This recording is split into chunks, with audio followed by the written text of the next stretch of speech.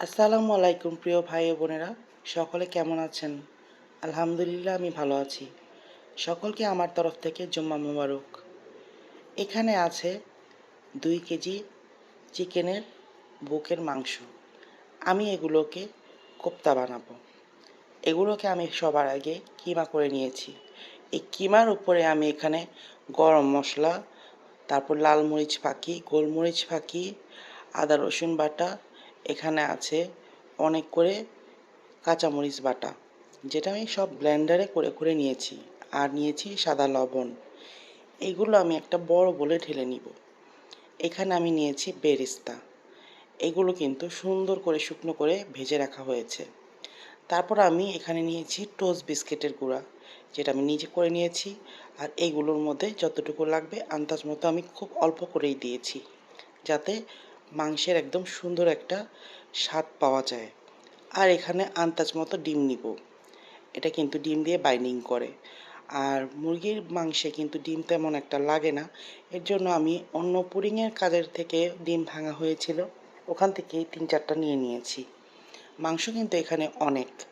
তারপর আমি বেরেস্তার কিছু তেলও নিয়ে নিব। এইটা কিন্তু একদম রিয়েল একটা স্মেল থাকে চিকেনের, মানে মাংসের। খুব বেশি কিছু হাপচাপ থাকবে না, হ্যাঁ। এটা খেতে কিন্তু অনেক ভালো লাগে। গরম মশলাটা পরে আরেকটু বাড়িয়ে দিয়েছিলাম। এগুলো আমি হাত দিয়ে মিক্স করে নিব। এই চিকেনের কোপ্তাটা আমার আম্মুর ইনস্ট্যান্ট করে দিতে হয়। আমার আম্মুর খুব বেশি পছন্দ। হঠাৎ হঠাৎ দেখা যায় আম্মু 2টা বড় বড় চিকেনের বুক, মানে ব্রেস্ট বের করে দেয়, মানে ফ্রিজে রাখা আছে, এটা আমাকে করে দাও। হঠাৎ করে করা হলো, সবাই মিলে খেলাম। এটা একটা মজা হয়ে যায়, আনন্দের মতো অন্যরকম সময় কাটে। আমার আম্মুর এটা খুব বেশি পছন্দ।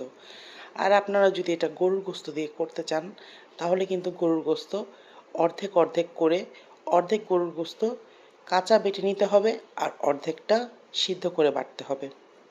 এগুলো আসলে পুরান ঢাকার একটা রেসিপি, যেটা মানে ঐতিহ্যবাহী তাদের জন্য।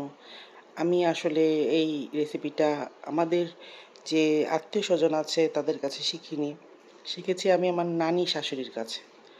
এই কোপ্তাটা উনি বানায়। তো উনি আসলে মুখে মুখে আমাকে বলছে, এগুলো জিনিস না মানে সহজে কেউ কাউকে দেখাতে চায় না। যাই হোক, আমি আমার আন্দাজ মতো করে নিই।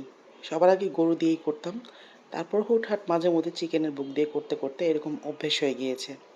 যেহেতু সামনে ঈদ চলে আসছে, আপনারাও কিন্তু ঘরে এটা একটা আইটেম রাখতে পারেন। কাবাবটা আরও বেশি ঝামেলার, মাঝে মধ্যে এটা সহজেই করে নেওয়া যায়। আমার বড় বিয়াই এটার নাম দিয়েছে অ্যাটম বম। আসলে এটার স্বাদ কিন্তু একদম অ্যাটম বমের মতোই, মাশাল্লাহ।